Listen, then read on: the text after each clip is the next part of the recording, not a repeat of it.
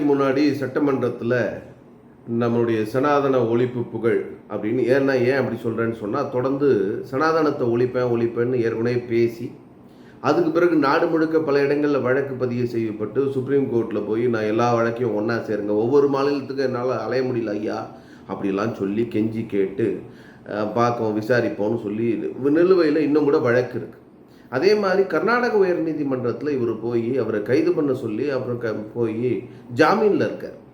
இந்த ஜாமீனில் இருக்கக்கூடியவர் எம்எல்ஏவாக இப்போ மீண்டும் சட்டமன்றத்தில் பதவி ஏற்றுக்கிட்டு எதிர்கட்சி தலைவராக போகிறாரு.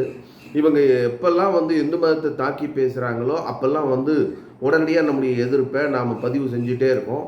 இந்த தேர்தல் சமயத்தில் போய் கோவிலாக போனவர், அவர் வீட்டில் அவங்க அம்மா கோவிலுக்கு போயிட்டுருக்காங்க.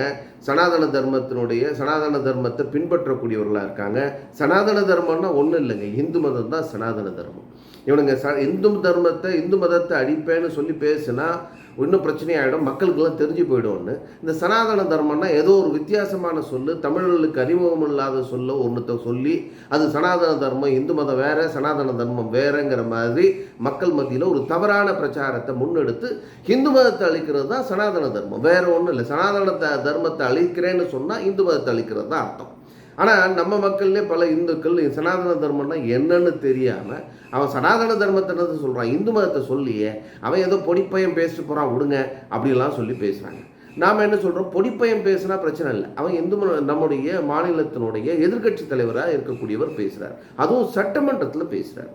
சட்டமன்றத்தில் அதாவது நம்முடைய அரசியல் சாசன சட்டம் கொடுத்திருக்கக்கூடிய இந்த சட்டமன்றத்தில் ஒரு மதத்தை அழிப்பேன்னு சொல்லி பேசுறது ரொம்ப கடுமையான கண்டனத்துக்குரியது. அங்கே உடனடியாக நடவடிக்கை எடுத்திருக்க வேண்டிய சபாநாயகர் அவர் நடவடிக்கை எடுக்கலை. ஏன் காரணம் நமக்கெல்லாம் தெரியும். இப்போல்லாம் அவரை பற்றி ஒரு விளம்பரம் பெரிய அளவுக்கு பிரச்சாரம்லாம் போயிட்டுருக்கு. அவர் முன்னாடி எப்படி பைபிளில் கிறிஸ்தவத்தை பரப்பிட்டு இருந்த வேலையில் தான் நான் இருந்தேன் எல்லாம் சொல்லியிருந்தார். அதனால் சனாதன தர்மம் இந்து மதம் ஒழிக்கிறத பற்றி அவருக்கு கவலை இல்லை, அதனால் பேசலை. சோசப்பு விசை அவரும் இதை கண்டிக்கவே இல்லை, மற்றதுக்கெல்லாம் கண்டிக்கிறவர் மற்றதெல்லாம் பேசுகிறாரு, ஆனால் இதுக்கு பற்றி வாய் திறக்கலை. சரி, இவங்க 2 பேர் தான் இப்படின்னு சொன்னால் அந்த சட்டமன்றத்தில் 233 எம்எல்ஏ இருக்காங்க. அதாவது 232 இந்த உதயநிதி ஸ்டாலினை கழித்து 232 எம்எல்ஏ. அதில் பெருவாரியான இந்துக்கள் எந்த கட்சியை சார்ந்தவனும் வாய் திறக்கலை. ஏதோ விதிவிலக்காக இன்றைக்கி பிஜேபியினுடைய சட்டமன்ற உறுப்பினர் சபாநாயகனர் பார்த்து அவர் மேலே நடவடிக்கை எடுக்கணும், உதயநிதி ஸ்டாலின் மேலே நடவடிக்கை எடுக்கணும், இது எல்லா மதத்துக்கும் சமமான அரசாங்கம் தானே சொல்லி ஆட்சியில் வந்தீங்க, ஏன் இந்து மதத்தை ஒழிப்பேன்னு சட்டமன்றத்தில் பேசுகிறவங்க மேலே நடவடிக்கை எடுக்கலைன்னு கேட்டு சபாநாயகர்கிட்ட கடிதம் கொடுத்துருக்காருங்கிறதுல அந்த வகையில் அவரை பாராட்டுகின்றோம். ஊட்டி எம்எல்ஏனுடைய ஒற்றை எம்எல்ஏவாக இருக்கக்கூடிய பாஜகவினுடைய ஒற்றை எம்எல்ஏ அவர் இது கேள்வி கேட்டிருக்கிறது வரவேற்கத்தக்கது, உண்மையிலேயே பாராட்டத்தக்கது. அவரை தவிர்த்து மற்ற எம்எல்ஏ அதிமுகவில் திமுகவில் நெத்தியில் பொட்டு வச்சிருக்கவன் ஒரு பையன் இதை பற்றி பேசவே இல்லை. சட்டமன்றத்தை எல்லாம் வேடிக்கை பார்த்துட்டு நவத்வாரங்களையும் அடக்கி ஒடுக்கி உட்காந்துட்டு இருக்கான். நாங்கள் அது வீர சூரன் கோவிலுக்கு போகிறது எல்லாத்துக்கும் விழுந்து கும்புறது எல்லாம் பண்ணுவானுங்க. ஆனால் சட்டமன்றத்தில் இந்து மதத்தை ஒழிப்பேன்னு ஒருத்தன் பேசுவார்னு சொன்னால் அதை வேடிக்கை பார்த்துட்டு அமைதியாக இருந்தால் அந்த ஜடத்துக்கும் உங்களுக்கும் என்னையா வித்தியாசம் இருக்குது? நீங்கள் 2த்துக்கும் சம்பந்தம் இல்லாதவங்க, எதுக்கும் வித்தியாசம் இல்லாதவங்க. அதாவது உங்களுக்கு உணர்வு, இந்த வேகம், இந்த உப்பு போட்டு சாப்பிட்றது இதெல்லாம் எதுவும் இருக்கா இல்லையான்னு தெரியல இந்து மத உணர்வை பொறுத்த வரைக்கும்.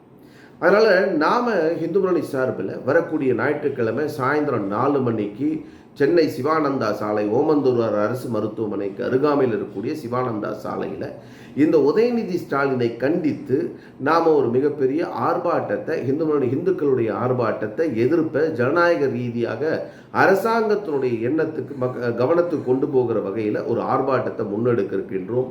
ஆகையினால் நாம் இந்த ஆர்ப்பாட்டத்தில் இந்துக்கள் அனைவரும் கலந்து கொள்ள வேண்டும் என்று உங்களிடம் அன்போடு கேட்டுக்கொள்கின்றேன்.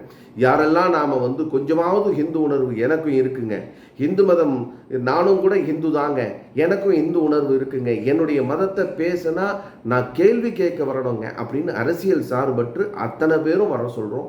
வாருங்கள் என்று அன்போடு அழைக்கின்றோம். இந்து முன்னணி நாம் நம்முடைய வருங்கால சந்ததிகள் நம்முடைய பேரம் பேத்தி இந்துவாக இருக்கணும்னு சொன்னால் இந்து உணர்வோடு நாம் இன்னைக்கு வீதியில் இறங்க வேண்டிய அவசியம் இருக்குது. ஆகையினால் அனைவரும் வாருங்கள், நாம் ஒன்றுபட்டு போராடுவோங்கிறது தான் இந்த நேரத்தில் நம்முடைய பணிவான வேண்டுகோளாக உங்கள் முன்னே வைக்கின்றேன்.